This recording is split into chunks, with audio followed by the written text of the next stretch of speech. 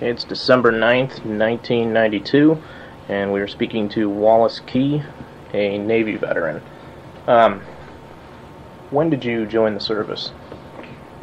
In December of 1942. Mm-hmm. And did you join the Navy voluntarily, or were you drafted? Yeah, I joined. Tried to get in Merchant Marine 2 years before. Dad and Mother would have signed the papers, so I never got them to sign the papers for me getting in the Navy. I wanted to go in 41, but they wouldn't see to it. So you had to wait till 1942? Well, I was registered in 1A, They knew I was going to have to go to the Army or something, so I got my okay from them after they saw I was going to have to go in some kind of service, and I preferred the Navy.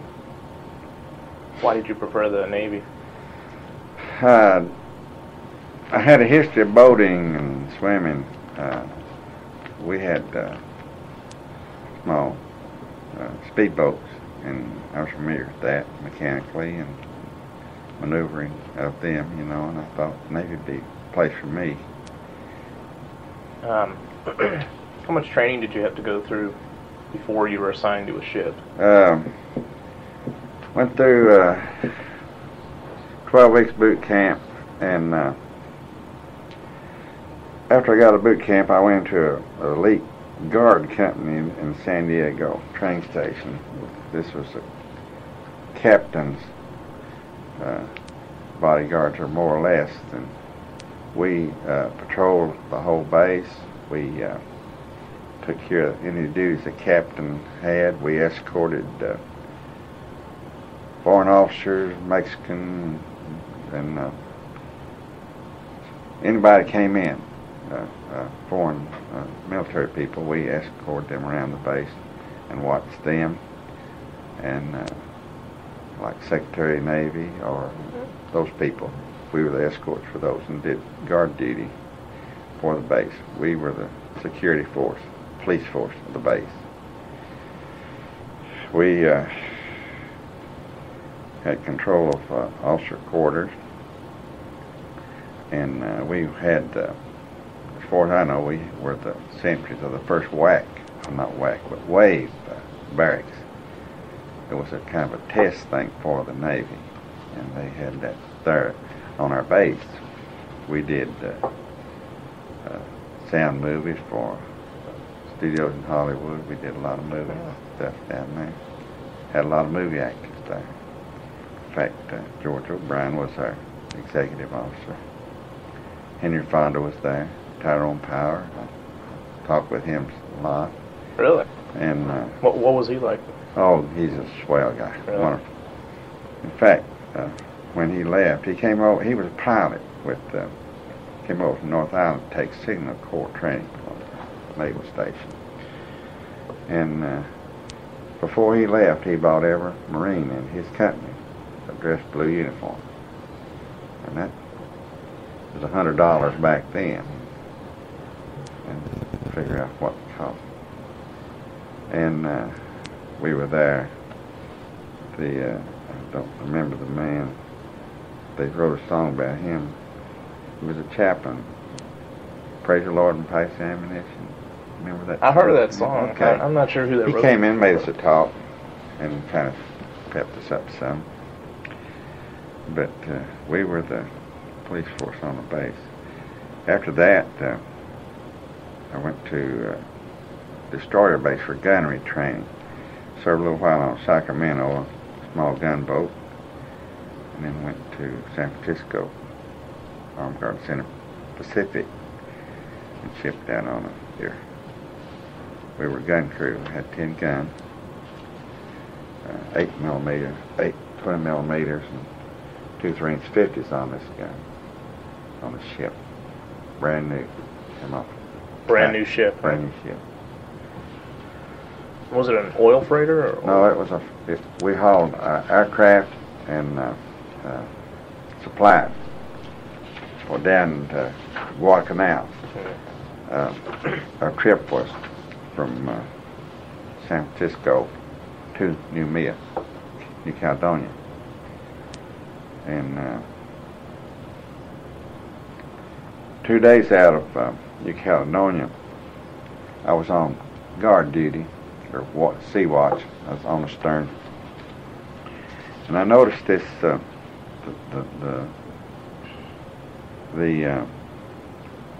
sea wasn't too deep around this place.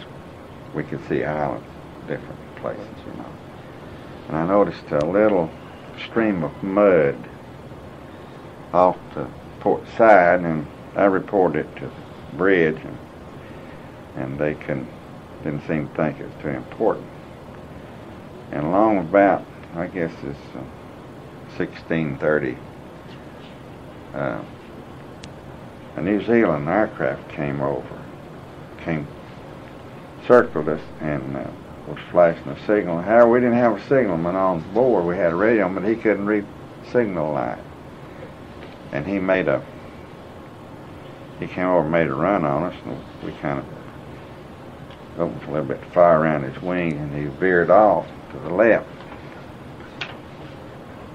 And that night, I had a 12 to 4 watch, and I was on watch again. That night, I always went about 15 minutes before, so I get my eyes accustomed to the darkness up there by myself. And I heard this, heard and felt this shudder. It just knocked me down on the deck. And it just sounded like, in fact, it sounded like a freight train.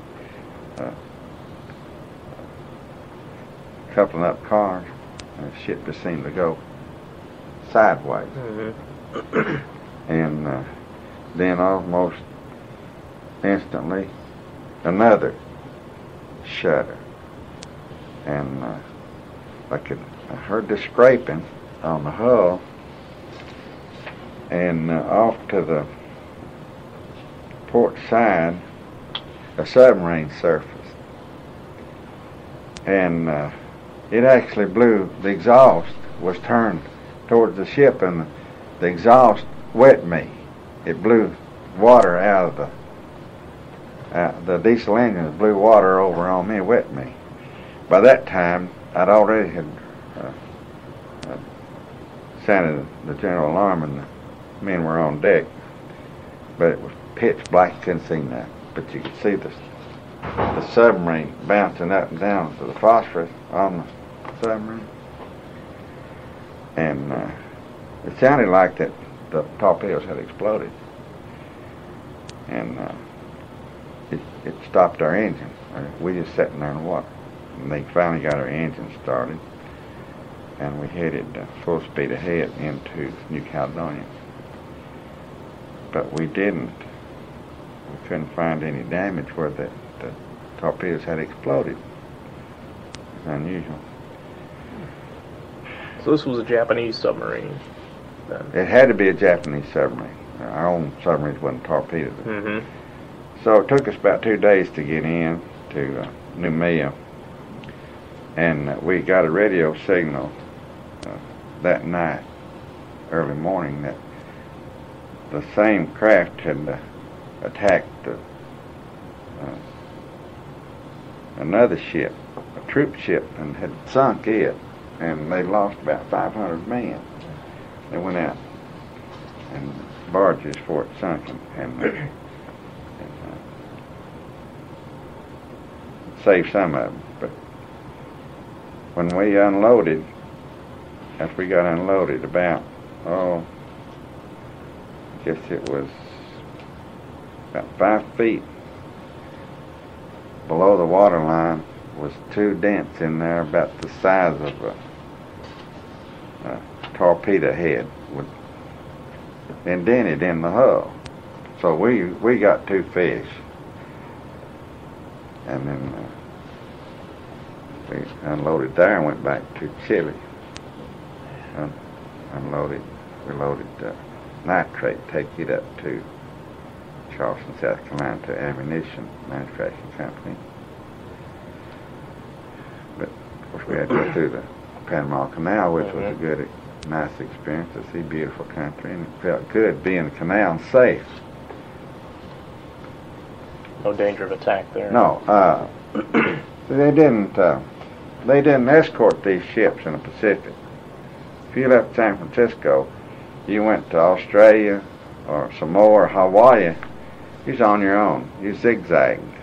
So you weren't in convoys ever? There's no convoy in the Pacific. The only convoys you got was when you went on an invasion like Saipan or Okinawa or Iwo. But you went to San Francisco and Awita, no escort, till you got within a sea lane where they had the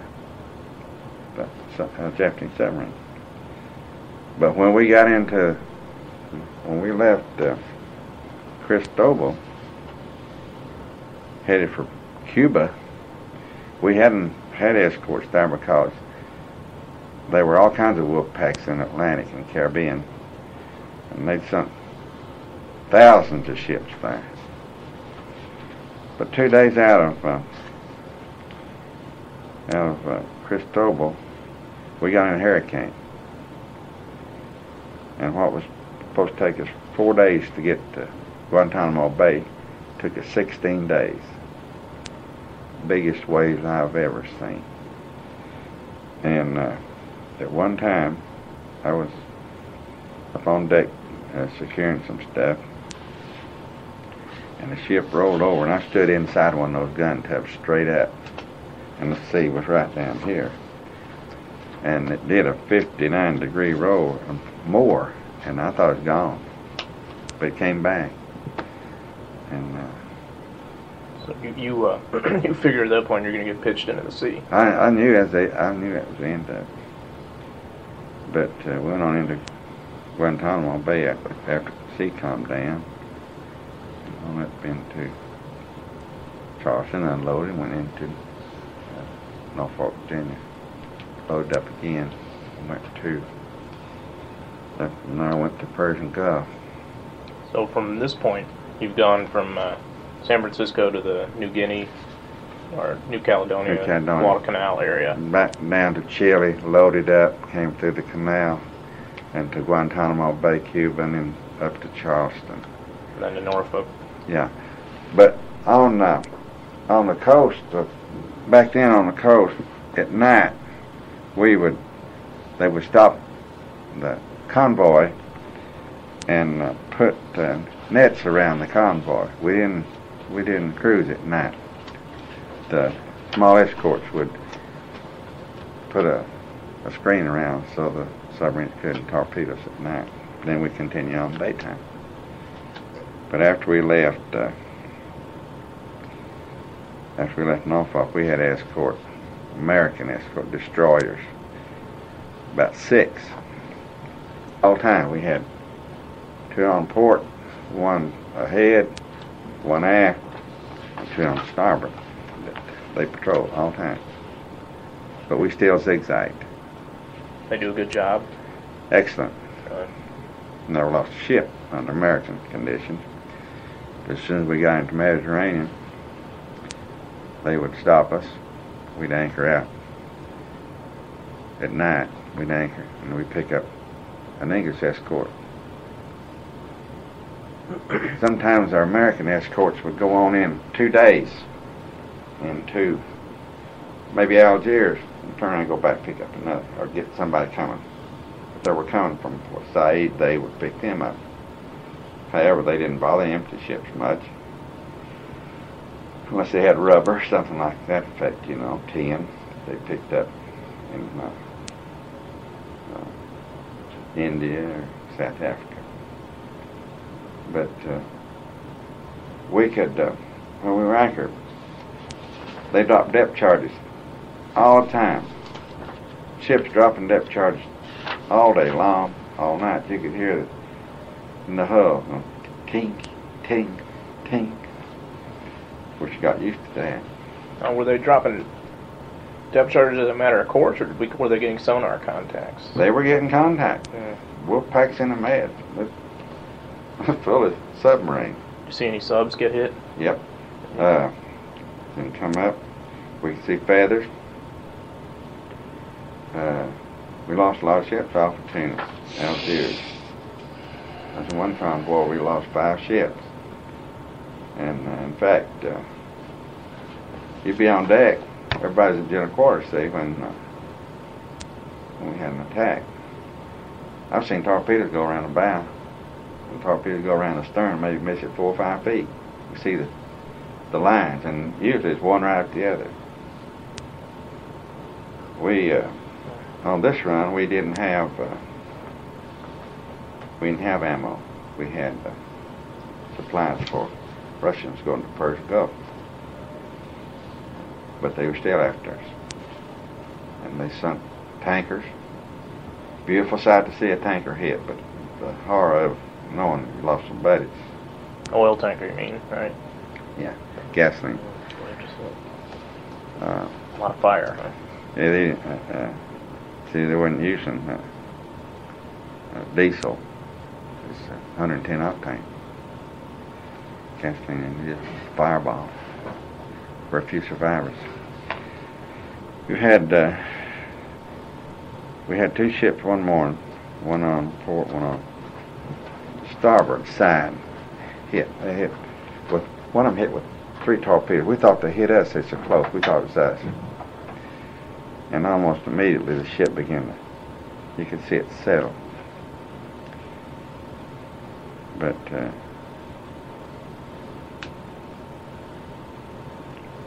we went on Persian Gulf, came back, filled up full of salt, and we hauled railroad cars and things to Persian Gulf. We hauled things you wouldn't even think they needed. To Iraq, Aberdeen, Crumshaw, in there. What else did you haul? Pardon? Like what else were you hauling? Candy, beer, wine, shoes, clothes, Coca-Cola. Don't reckon I ever saw Pepsi-Cola or raw can, but no orange or grape or none, but Coke. And of course we came back empty and got that salt in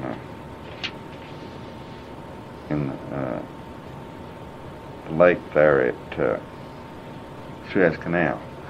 That's an experience going through the canal. Really? Why is that? Well, there's no locks in it, see.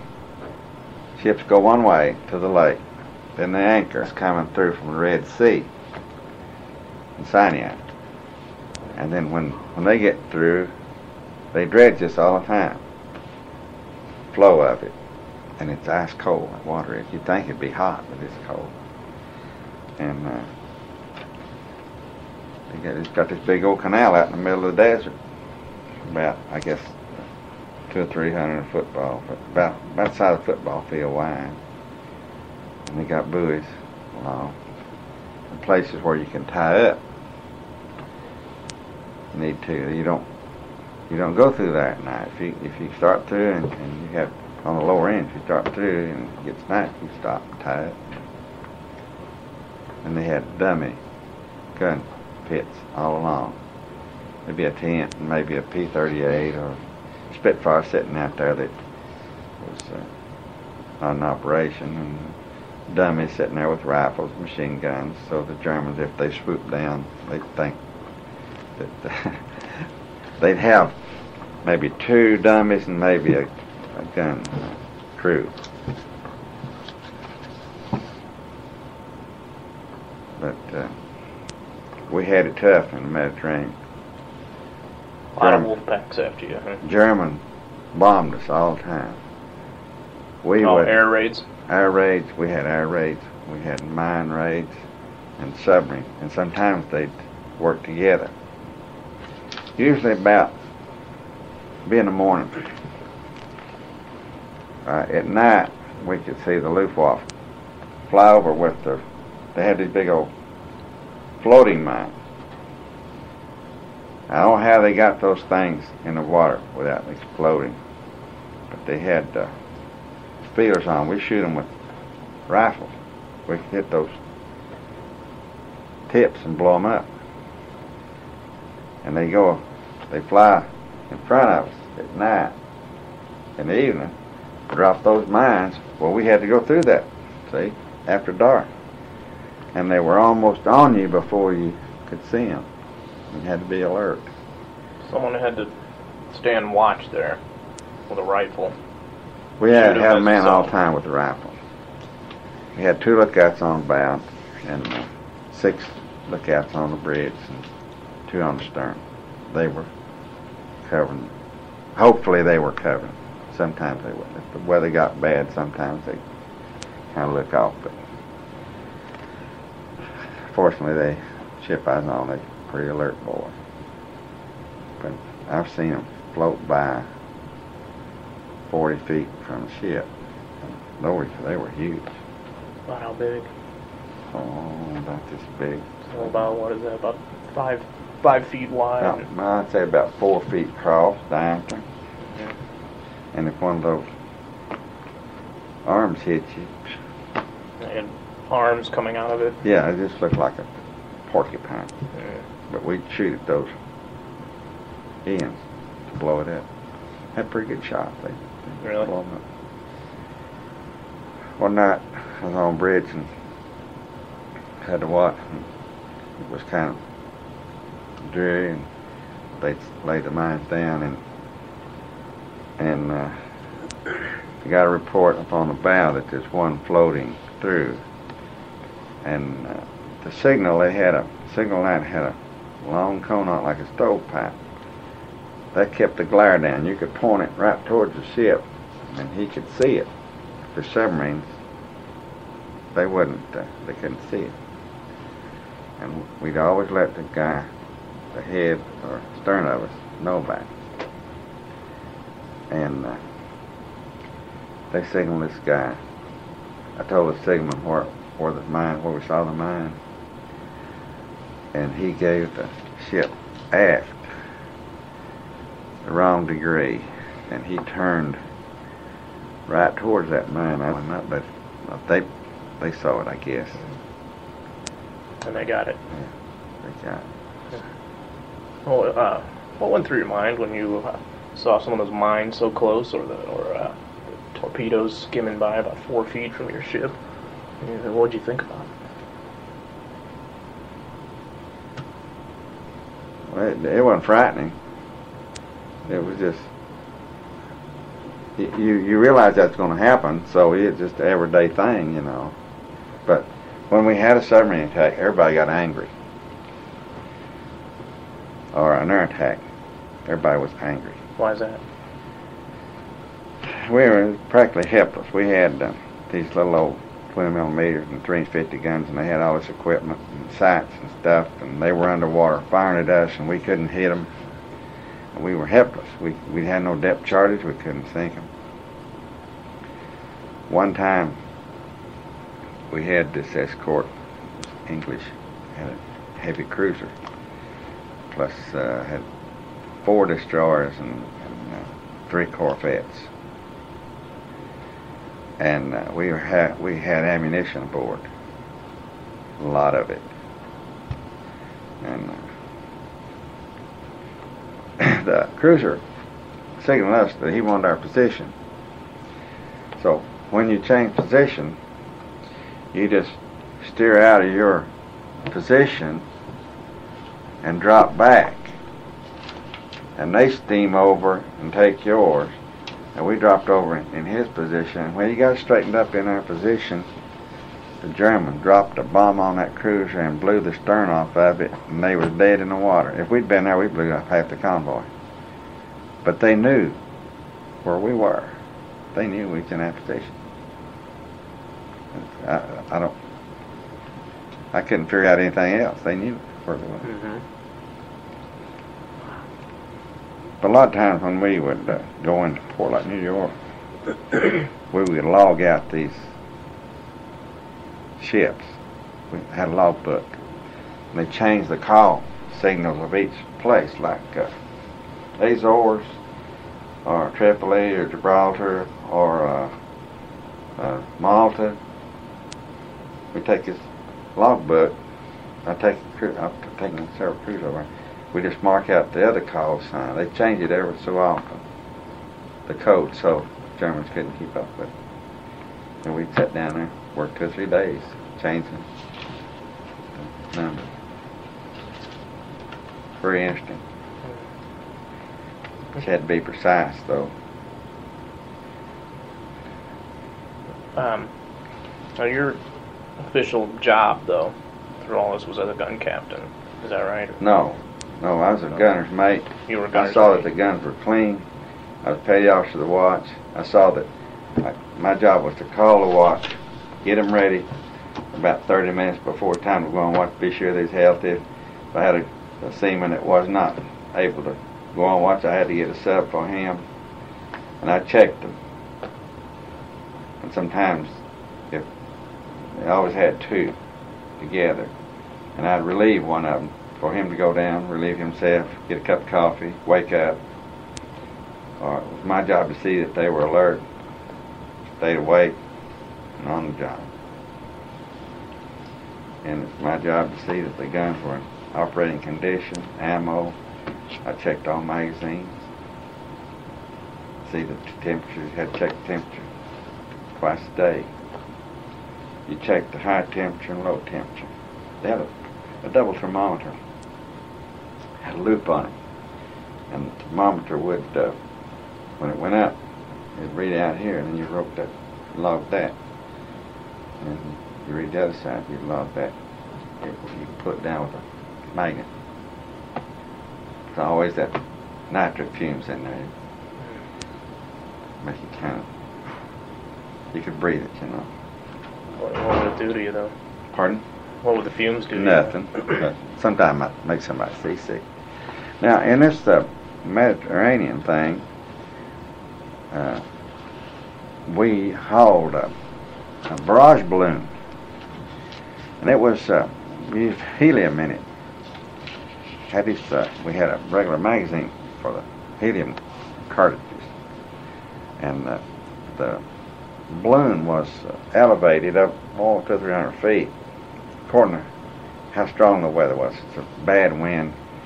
We didn't raise it too high, and these were raised night, evening, and they stayed up all night. And lowered them in the morning. But if we became attacked by aircraft, we'd raise them. It discouraged dive bombing and strafing, and we raised them with a winch. But they were on stern. We just had one each. Looked like a bunch of kids going down the ocean with the balloons floating. But it was good to see because we knew it's safe for us. So it was pretty effective. And oh yeah, against air attack, it wasn't just. Yeah. But these, we get a raid from Marseille.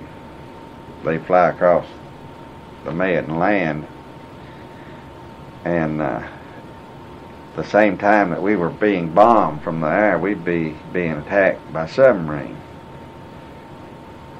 And the Germans didn't have to surface to shoot us.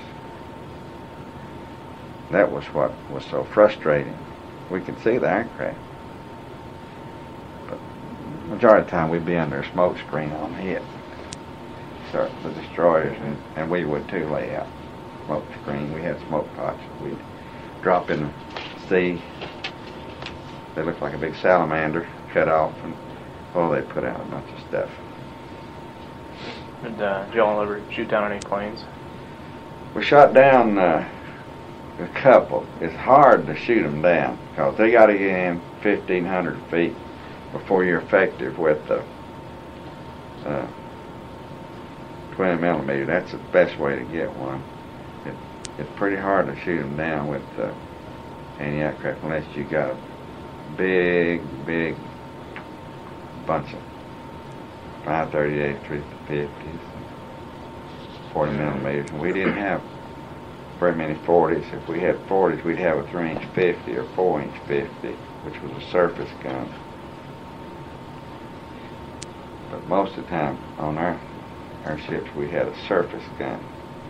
That's for submarine protection, in case they surfaced, which they didn't do too Very long. rare. They had to be injured or out of commission.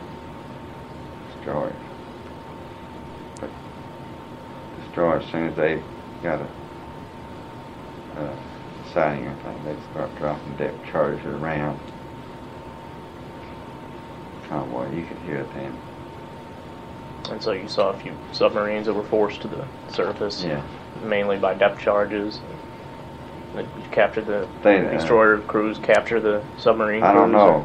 We were steaming to get out of there. Yeah.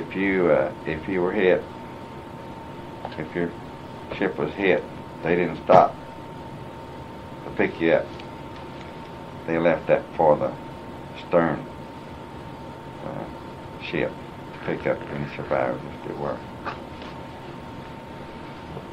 So from this point you went, you were in the Mediterranean, and then after that, where did you go? After leaving the Mediterranean? After we went to Persian Gulf, we came back to New York, and I picked up a ship in Norfolk, Virginia. A different ship now, but still a freighter? Yeah. You were on freighters all the way through? No, I was on an aircraft carrier, but that was later. I couldn't keep gunners. We trained gunners. We had the best gunners, and we go in, and the fleet was all the time getting our gunners. We had to have good gunners because a lot depended on them. But we didn't have much equipment to do anything with. We just try and protect the ship. So at Norfolk you picked up a new ship then? Yeah. And where'd you guys go from there? We went to Algiers. It was loaded with, we had some 50-pound bombs and some 500-pound bombs that we were taking to Toronto, Italy. And we went into Algiers Harbor, and we got a shuttle. We shuttled for about 3 trips to Toronto, hauling ammunition. And after the 3rd trip, we thought we were going to come back to the States and get another load. But we sat there in Toronto Harbor about 2 days, and they began to haul some bombs in there, biggest ones I ever saw. They were about 3,000 or 4,000 pounds. Tremendous. One to a truck. That's all it could haul. One to a truck. And they had to get out the big hoist or derrick to get those aboard, and they put those right down in the bottom of the hull. And we didn't know we was getting ready for an invasion of southern France. Now they'd already invaded Normandy and headed east towards the Rhine River. And they loaded those bombs for about 4 or 5 days. Just lined up loading them. And then after they got those 4,000 pound bombs, they put on a blockbuster. They put on 2,000 pound bomb. They put on 1,000 pound bomb. Then they went down to 500. And one day they caught a guy down in the hole, put the fuse in one of those 500 pound bombs. Well, they got him out of there, and they arrested him. Of course, we never did know what they did with him, but one of the sentries saw him down there. Why was he doing that? Was he a spy, or I mean, Yeah. It's happened. who's a German spy, or? We don't know. They didn't tell us, but he had to be. He had to be a German, or in that group. There's all the time something like that going on. But you had to see, the bombs had the end of them had a place where you just screwed the end of it out, put this fuse in. None of the bombs all they had was that nut on top of it. Mm-hmm. As long as that fuse wasn't in, they was harmless. So they got that guy out there. They finished loading the bombs. Then after they got the ship filled up full of ammo, and they sealed the hatches. They started stacking it on deck. We had ammo about 20 feet high stacked on the deck. And we knew that we were going in to do something, you know. So when we got ready to leave, we didn't go with the convoy. They give us a minesweeper to take us through the Messina Straits to Sardinia. Well, Corsica. There we picked up the invasion cargo. I know how Custer felt when he got there. I never saw as many ships. I bet there was 10,000 ships. The sea, as far as you could see, was ships. We went in and they claimed that we were the first ship to take ammunition up the Rhone River. I mean, Martigues, southern France. So it's the invasion had happened by then. It was after August 15th. Yeah. The troops were ashore. And they claimed that the planes were flying up there just bluffing. Didn't have ammunition, didn't have bombs. They bluffed the Germans.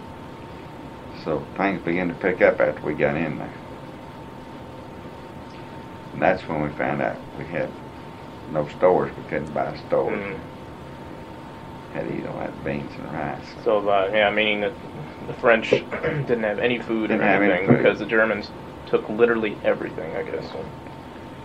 We had gone to Marseille, Buddy and I, dress whites on Liberty, and we started back. This has always bothered me. We walked down the road, and it was wintertime, or wet time. I didn't know winter from summer over there, but it was bad road, muddy, oil on it, and greasy and stuff. Been raining for 3 or 4 days. This man and his family was walking down the road, and this girl had a bag on her shoulder. I think she's about 17, 18 years old. And I offered to help her. She looked like she's just about to pass out from fatigue. I offered to help her carry the bag, and she moved it, and when she did, it was full of minnows.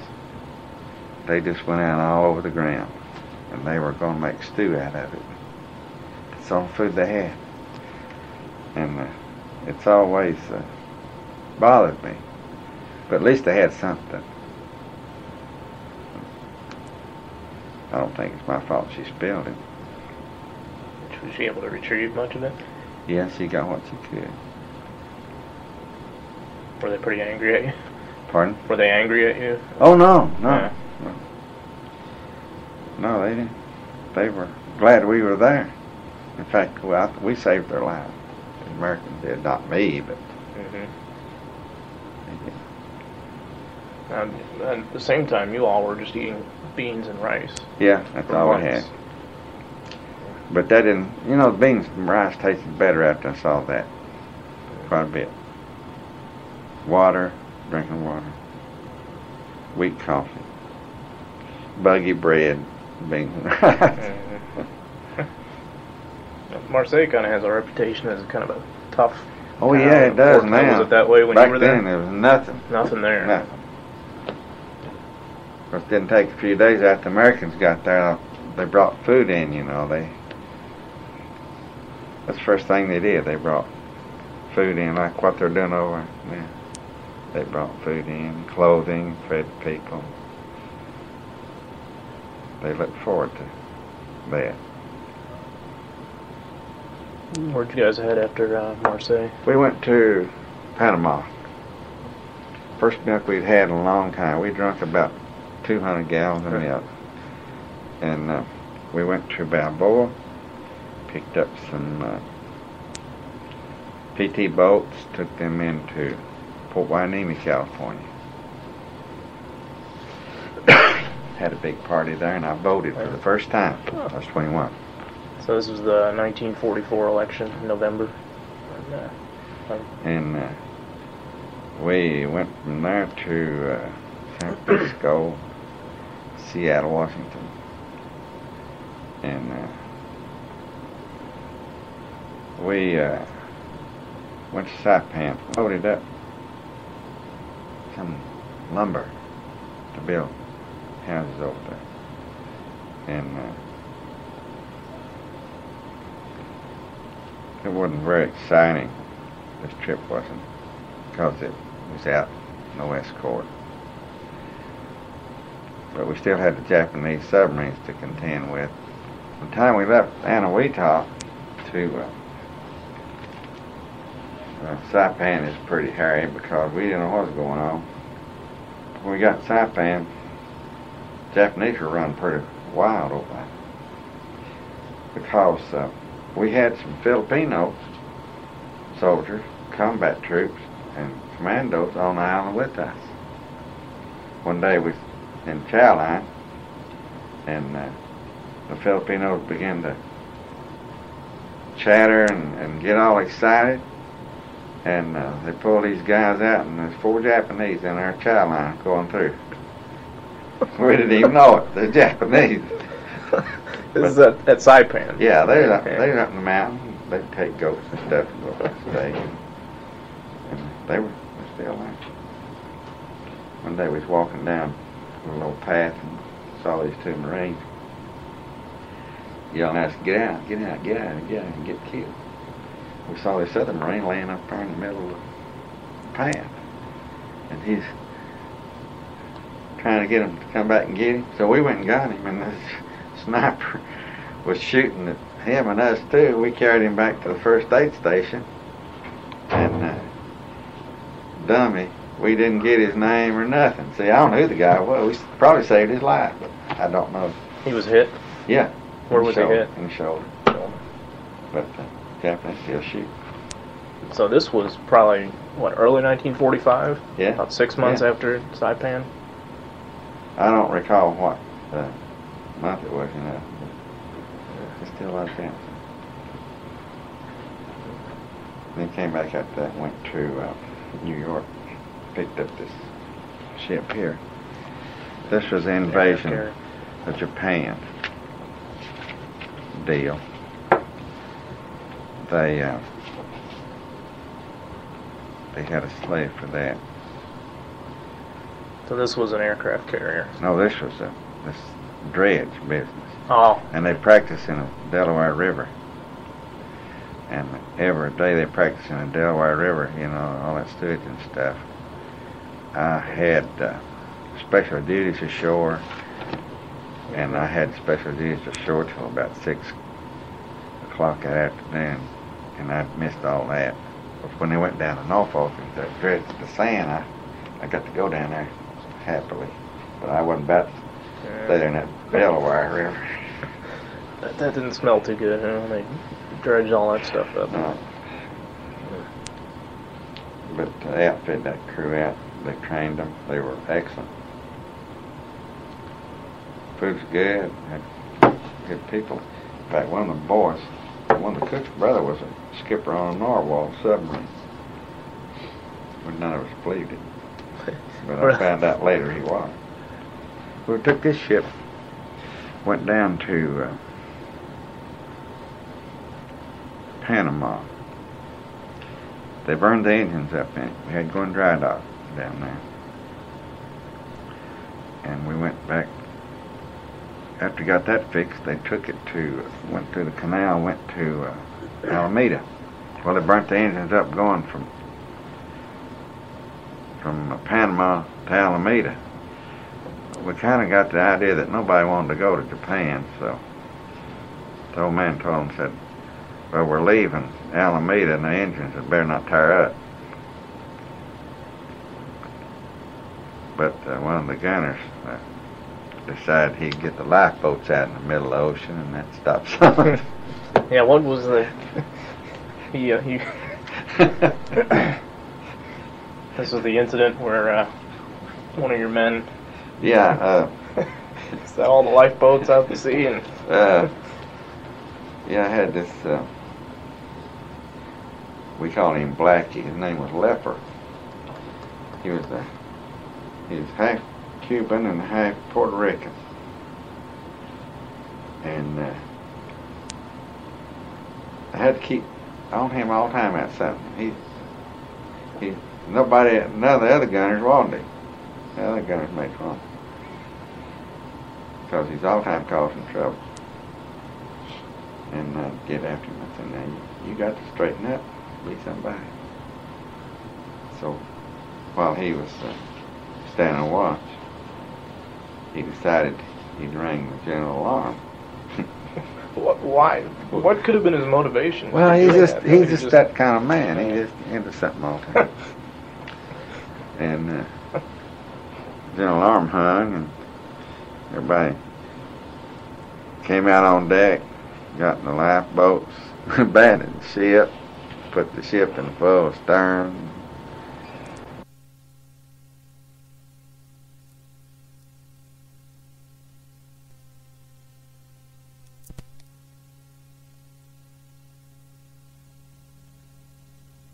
When you were there after it was destroyed. This is a couple of them. I got some more pictures somewhere of it, but they're just level, nothing there but just concrete. And that was one of the most beautiful cities in Asia before they called it the Pearl of the Orient, before they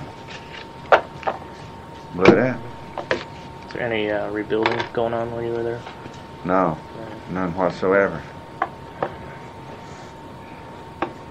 The Japanese had attacked these ladies. They were out, they had no food, and they were out gathering grass to cook, and they just slaughtered them. And they had a kind of a barn-like thing. It's about 2 stories high, and that thing was full of bones and skeletons for these people where they'd killed them. Skulls in there, and bones and everything. It was just horrible to see it. And they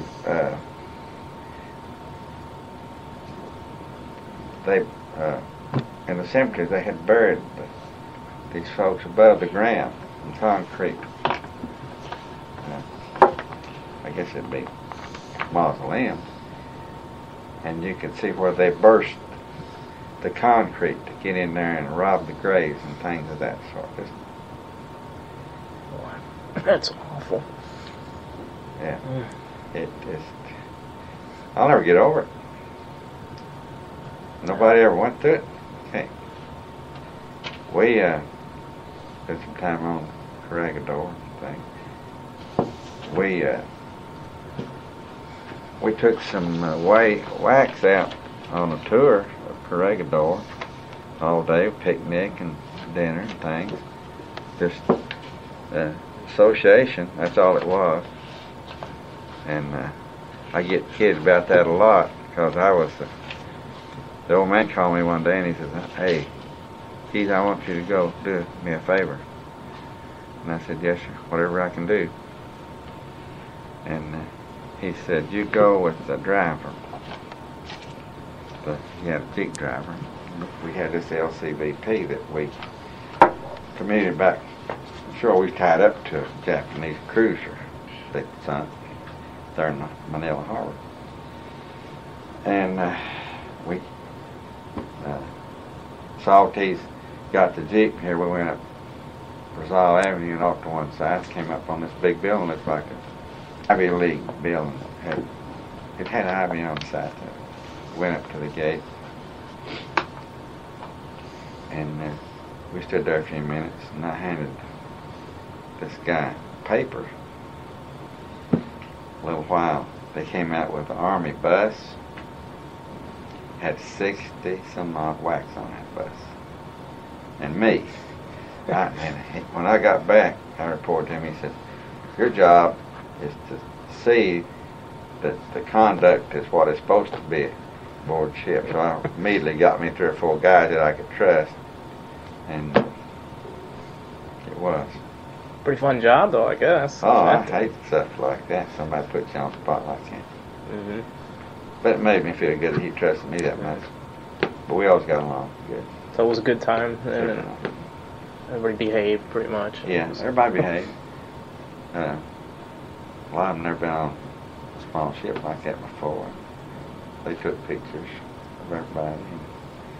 I roamed around all through the ship, everywhere. But nobody was allowed below decks. Nobody. Guess we know why. But did the Wax seem to be enjoying themselves? Oh yeah, It was- yeah. They was talking when I took them back. They was talking about what a good time they had, and they appreciate it. Mhm.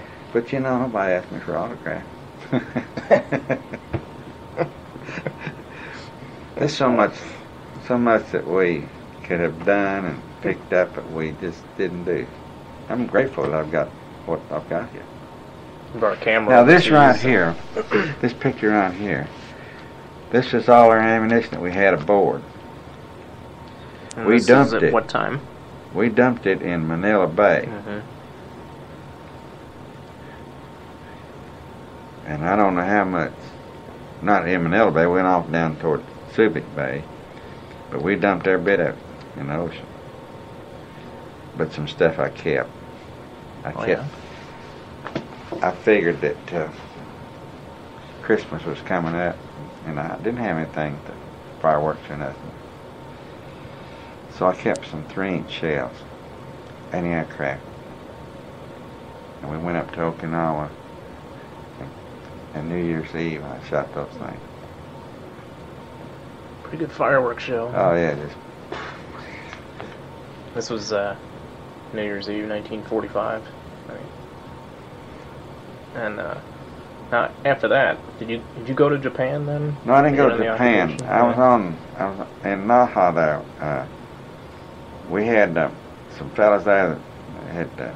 We were just biding time, see, on board this ship, and we had some guys tied up down below us there.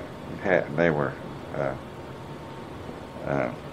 PT boat crew, and I'd get on that PT boat, and as a gunner, and I'd ride around the island with them, up to seamen around. Wasn't doing anything, wasn't any hostilities anywhere, but they had to sign these people on, you know, to the law, and I'd ride with them. And then I'd go over to Butner Bay to get the mail and stuff. I thought I had a picture of Naha in there. I'm here somewhere. Huh? Now this is some, Bill recognized this because this is Filipino. Mm. I asked him to write down some of the words that I could learn so I could speak to some of them. And this is the words that he wrote down for me. So did you have a good experience speaking to a lot of them? Or With the was it- Filipinos? Mhm. Oh, it's great. Really? Yeah, they were nice. And there was an old lady that there at the river basin there where we docked. I buy grapefruit and fruit and citrus and things from her all the time. She's the nicest old lady. Bananas and things of that sort. Mhm. Different fruits that they had. The bananas wasn't too big, but they were bananas. That's The only right. thing at Naha was standing was a little old pieced up thing there, just boarded up. Just looked like a lean-to down in Florida, with high water thing, you know. But I stayed there at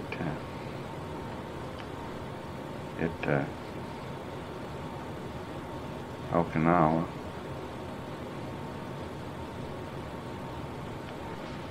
Well, then one day they came on and they called me into Naval Headquarters, Port Director.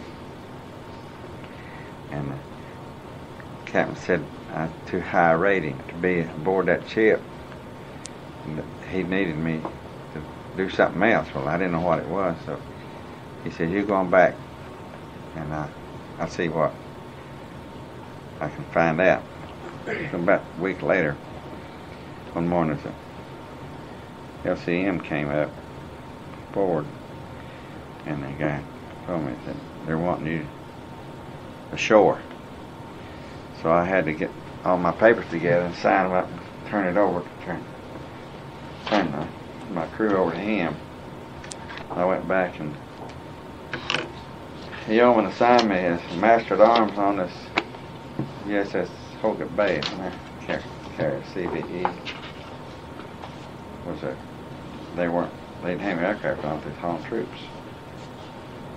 Wake Island, Guam, ran.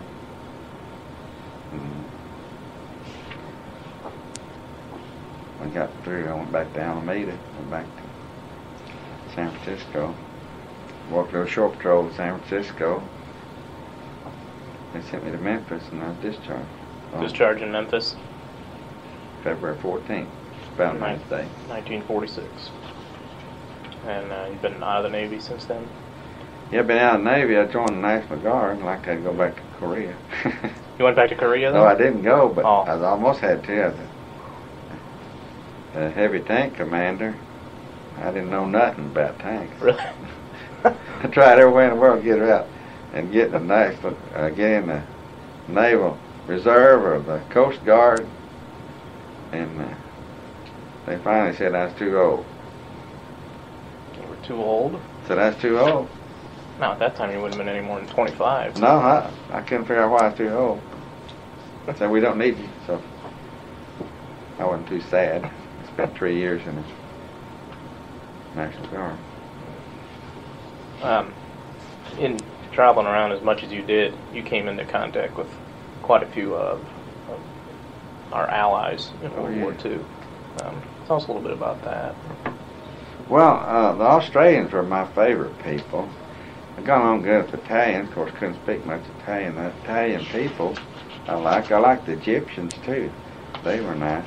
But you know, it's not like us. We speak one language. But some of those folks, we had a kid on board we picked up in the Persian Gulf. They could speak 7 languages. I don't mean just barely. I'd say he is in some kind of political position today. I hope so. And when we left, we clothed him, fed him the whole time we were there. And when we got ready to leave, I took him down to another ship and introduced him to another gunner's mate down there and told him what we'd done. So all during the war, I'd say he was taken care of. What country was he from? He was from Iran. Iran. And he spoke, I guess, what? English, French, He Italian, spoke French, German? Italian, German, and Russian. And of course, he spoke. Arabic. Yeah, he had to have to speak Iraqi and Iranian too. And probably could speak Pakistani. You came into contact with Russian sailors at that time too. Yeah. What were they like? They were smug. They didn't have anything much to say. I doubt very seriously they could talk with us. The Pakistanis were not friendly. They were a very warlike, belligerent people. They were sentries in Persian Gulf. And you didn't dare go out after dark. They all carried Thompson submachine guns, and they heard a noise. They didn't say who's there, they just shot. So we didn't go after dark in Persian Gulf. But they just carried the shoulder slings in daytime. And then you came into contact with the French. Yeah. Yes, quite a bit.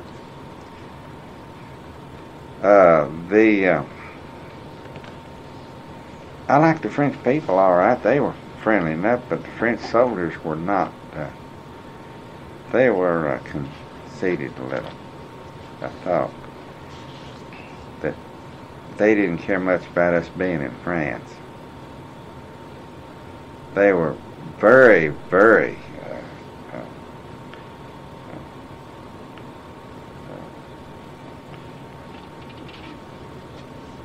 they didn't have anything to do at all with Italians. You know, they had that problem down in Egypt, North Africa, when the Italians went in with the Germans.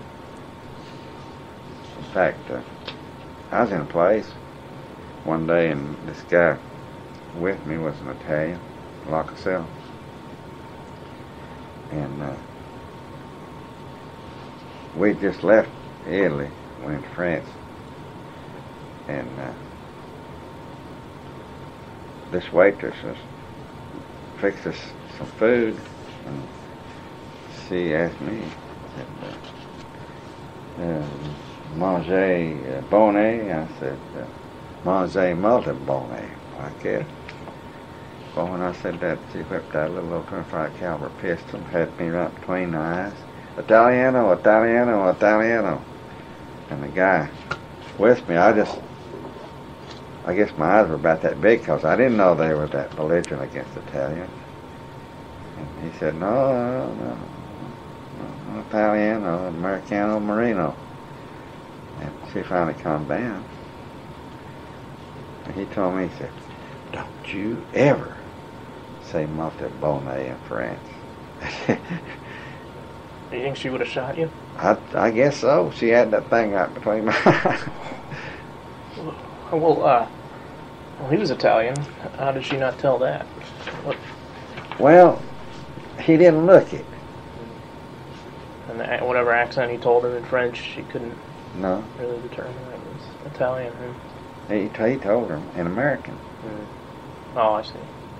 She understood some English. Kind of dangerous. But I tell you, after that, I was real cautious about. When we was in Italy, we did some stupid things. We flew some of these B-24s. Oh, did you? Yeah. Oh. Yeah, we'd hop a ride, and there'd be 5 or 6 of us get on these 24s, and we'd go up and around, around Bizardi and around, and come back. Look at the countryside, and we did this for about a month, I guess. And one day we came in, and these guys on this Air Force base had a Piper Cub, and we'd been watching them. They just take it up and down, take it up and down. We've been watching for several weeks. They cracked it up in some pine trees. We got talking to them, and one of them said, "See there," said. Yeah, you're acting smart in that Piper Cub, and you crack it up. And he says, well, we're a whole lot smarter than you guys are. He said, you know what they're doing with those bombers you've been riding in? And I said, no. He said, they just come in from bombing run over Berlin last night. They're up there checking them to see if they can make it back tomorrow. So we didn't know. We thought. Good thing you didn't know that before. Huh? No, we didn't know before. So your that was another thing I was going to ask you. Your relations with guys in the Army or guys in the Marines was generally pretty good. Oh yeah. It was. Yeah, everything with Coast Guard. We didn't get too long to get the Coast Guard. How come? Wasn't our fault. What? I don't know. Coast Guard just didn't like us. Do you think maybe they sort of a chip on their shoulder because they were sort of junior service? Probably. But I served with Marines, Army, Air Force. Don't know if that was. You ever served with any British? Come into contact with them? No, we weren't assigned British. Well, you didn't see them too much. What about the Japanese? Did you ever see any Japanese prisoners? Anything like that? Not any of them alive. Saw a lot of Italian prisoners, German prisoners. What did you think about when you saw the Italian and German prisoners? Much contact or not? Didn't bother me. In fact, I gave a lot of German prisoners candy. In one incident, we were in this lake in Egypt, there in the Suez Canal.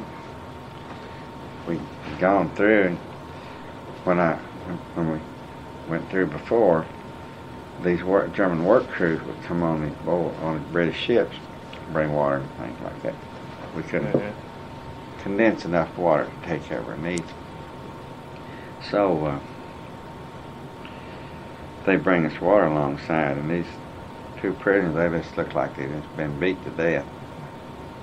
Well, human rights, even if they're the soldiers. I got a friend right now who's a German soldier, and we're just real good buddies. He checks on me all the time, see if I'm okay. And it bothers me because I was thinking, 50 years ago, I could shot this good friend of mine, if he could shot me. But these guys were working the lines on the ship, or boat, water barge. And I had some Baby Ruth candy bars. And I knew Germans liked candy, so I just threw them a couple of those little guys, you know. And before they could eat them, these British took them away from them. Took both bars away from them. So when we came back, we stopped to get water again. And I don't know whether the same German or not, but they came out and brought us some water. And I got the candy bar, and I just told them, peel it down and eat it. And as soon as I pitched it to them, they peeled it and ate it. Boy, I tell you, those British guys got so mad. Did they say anything to you? No, they didn't say anything. Were these prisoners the British had taken, Afrika Korps prisoners? I don't know, really. They could have been... Yeah, they'd had to be. Yeah, they'd had to be at that time. They'd had been Africa. They had desert uniforms on, and they had their uniforms on with the... They'd always paint them. PWs or something. Identify them. We had some of those guys here in this country. Yeah, and right around here, too. Worked the docks. They worked the docks in Norfolk. A lot of them. Oh, you saw them there, too? Yeah, a lot of them worked there. Did you have any contact with them? Just... candy bar or something like that? I didn't get me a candy.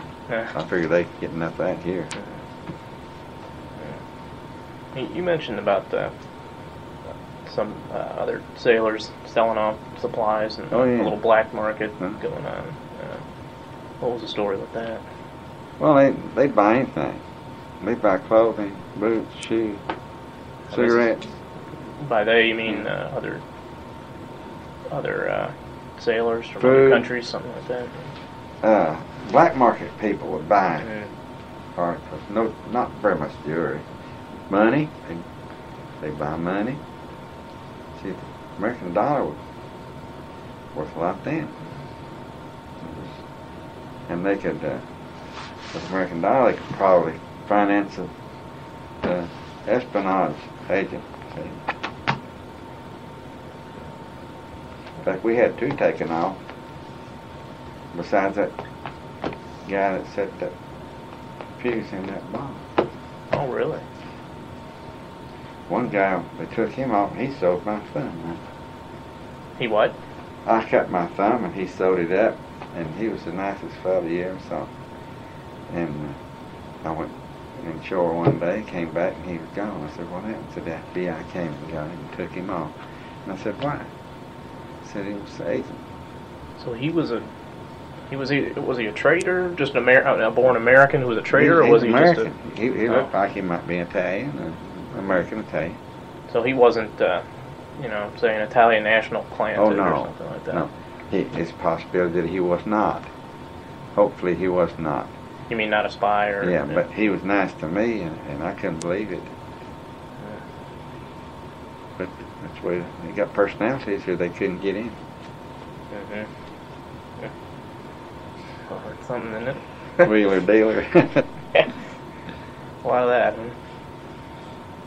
A lot of card games on the ship, that kind of thing? Yeah, they had card games all the time, dice and stuff like that. Mm-hmm. I never did play cards. I don't know how to play them. Just wasn't of interest to you? Never did interest me. Mm-hmm. I always had something else to do. Not that I'm really wise. I've been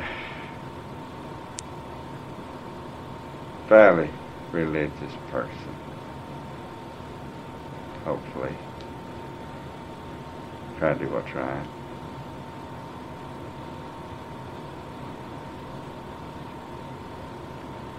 I knew that I respected the German and the French and English, but I didn't respect Japanese blacks for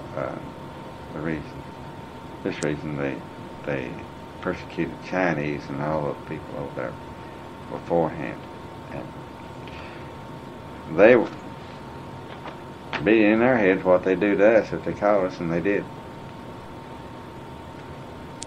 In fact, we had about 5,000, a little over, about 5,800 people in our unit.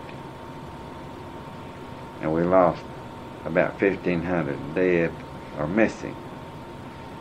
And our rate of casualties was higher than most any of them, unless it was, like demolition people.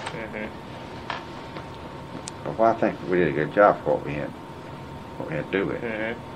We used open sights on fast, low-level bombers. We hit them. The fleet had gyro sight. No problem. Just look at that gyro and keep that cross on there, and you got the airplane. So we had to do it the hard way. Follow it, trace it.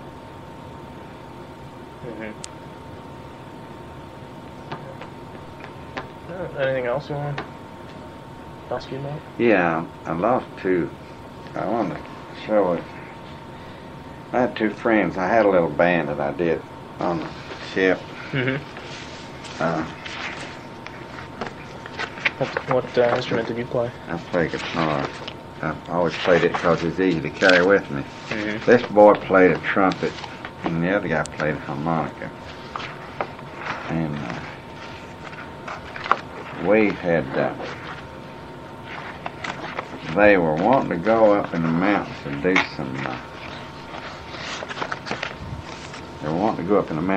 some, souvenir hunting, which was, I never was in favor of it, and it's deadly. I don't care where you are. If you're in war.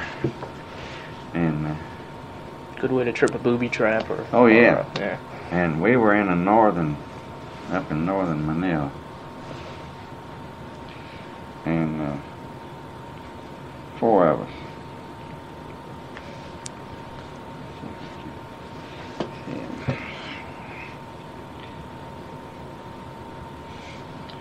And I think about this every day. That's a chap. Yeah. Right there. That's a skipper right there. This is the guy that did the left face business. I never did get along with this guy.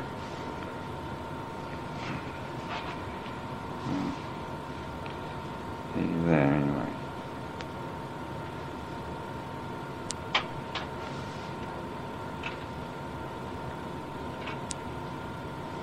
Okay. He played a trumpet. Boy, he could really play a trumpet.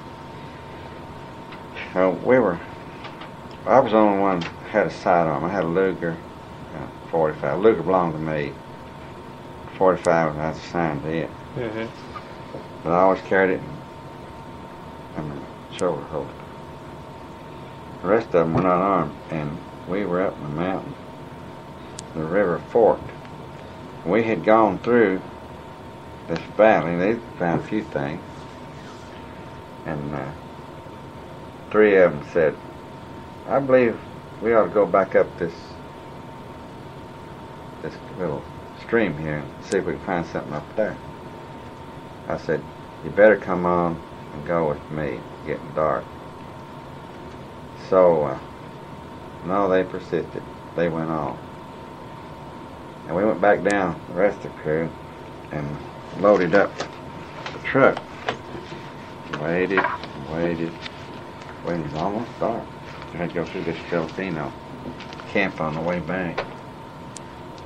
They never did come back, so somebody said, well, they probably went on up the other way and down to the Filipino camp. We'll stop down there and check. So went down there. Nothing. They hadn't checked in there. Along about 2 o'clock, we were anchored out in Manila Bay. This Montgomery, he was a machinist, came in and he says, we ran into some trouble. I said, what kind of trouble? He said, I'm the one who got out. I said, Wren and Klaus were shot and they're dead. They're laying up there in the river. And he said, I played dead and I waited till they left, these Japanese. And then I sneaked down to the Filipino camp and they brought him back. I said, well, can't do nothing tonight. We'll have to wait till daylight. So I went to wait till daylight. Neil Lunch went back. Hit the sack. Wait till daylight. Skipper got up. Went up there and told him. Now everybody wanted to get their carbines and go up there and get these Japanese. Skipper said, no, we won't do that. We'll let the Marines or somebody else do it. They never did find them. Never found the bodies or the Japanese? We found the bodies, of course. Yeah, but not that. And it's just useless. It's the war's over. How long was this after the war? About 2 months.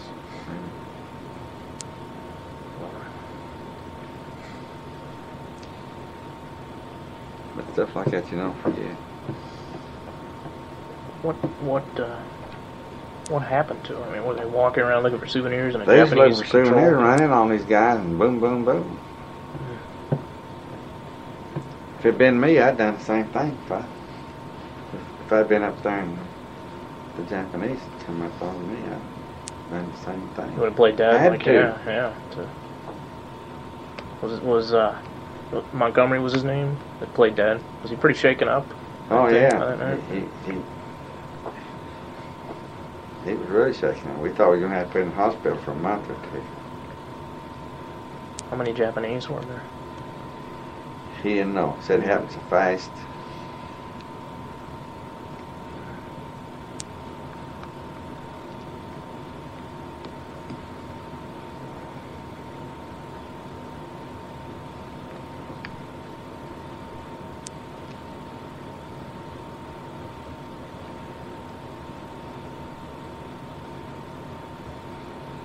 There's a lot that you forget. I mean, you don't forget it. You don't remember it offhand. It reminds you of something. Every day. Think about the war every day at some point. Yeah, that's something happens every day. Sea life is wonderful. I hate to give it up, but I loved this lady so much I just had to. When I came back to Memphis, they kept playing this sign up music, and boy, I almost did. She's in the hospital, that made a difference too. But I go back to the coast and I smell that salt there. The wheels go turning. Bringing back quite a few memories, I guess. Oh yeah, a lot of those nights you sit out there lonesome, looking out for something. And you see lights that's not there, and you see people that's not there. And aircraft reporting not there. Smell those fumes, nitrate fumes from gunfire. Have you ever been to sea since the war? You got married directly after the war? I quit boating, I'll still boat.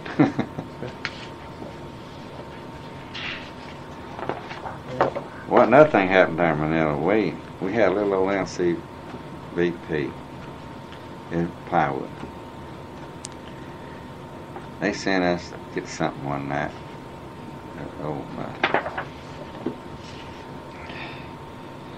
Yoder and me. We ran the bend. That river was choppy all the time. Everything was rough. We ran the curve or bend. And there's a LCM, this bay out of steel. It hit us, busted that thing all to pieces. We were in the water. We had life jackets on. But I remember that we drank. Finally got out of the water. Finally got back to the ship, and the old man says, "Where's the boat? Where's the boat?" It's floating out there in Manila Bay. So what happened? We told him so. They got us one of them big steel LCMs. We ran that curve, and we knew we had it bearing down on you. It got me twice as big as we were. It did some damage, didn't it?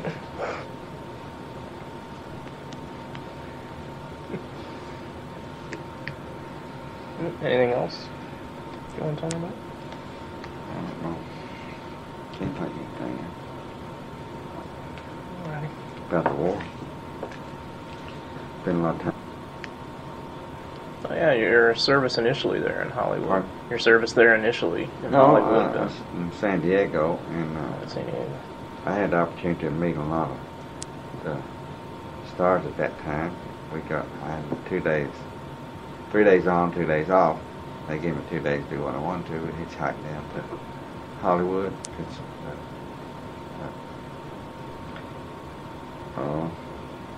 Pasadena, Glenwood, Glendale, Oceanside, Santa Monica.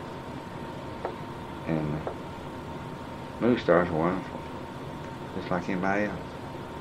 I knew a lot of kids that worked in, they were stand-ins for, shows. But they had parents that were actors. And there on the base, the entertainers would come there and take their basic and get their shots, and they'd zip them out. They didn't do any duty. Nobody Power on Fire and George O'Brien, I reckon, was the only ones that did any duty. George O'Brien was a destroyer captain, and Tyrone was a pilot. As far as I know, the rest of them were in entertainment. They'd go out. The rest of the ones that you met. Henry Fonda was the same way, I guess. He did a little bit, not very much. He was a lush. What was he? He came in my gate. He's in the biggest car I ever saw, the longest, the big limousines they have in the movies. Had about 6 doors on it. We'd have to carry him in the gate. We get him inside the gate and they come get him. This was all the time. Was that? But the others were not that way. We had guys in the boot camp that were actors taking boots, and they were top flight people. You didn't meet Ronald Reagan, or because he was, I think, in the service at the time too. Yeah, that's right. He was in the Army Air Force. Didn't meet Gene Kelly. He was like Navy. But we go down to Hollywood Canteen, meet him. Orson Welles. I met Orson Welles. Oh, yeah? Johnny Carson. Johnny Carson? Yeah, we down there one night. Me and old Jim was down there one night. With Boys to Kingsport, we go to Hollywood every week. And we were down there one night. We got some tickets to Orson Welles' show. He had a whole block. Big tents. Good entertainment, Orson Welles was. And we go there. We go there once or twice a month. And this night we went there, and he had a bunch of white pigeons or doves, white doves. Might have been pigeons, but he had them in cages. And he told his hand they'd fly over on his hand. Hold his hand and fly over there and back and forth. And the ladies are all dressed up nice, And they'd hold her hand up. Here comes this bird. So he said, I want to volunteer. How you doing? So he wanted to volunteer. Wanted to volunteer out of the audience. So this little sailor jumped up. He didn't look like he was big enough to be in anyway. And he went up on the stage, and when he went up on the stage, and when he went up on the stage, and when he went up on the stage, and when he went up on the stage, and when he went up on the stage, and when he went up on the stage, and when he went up on the stage, and when he went up on the stage, and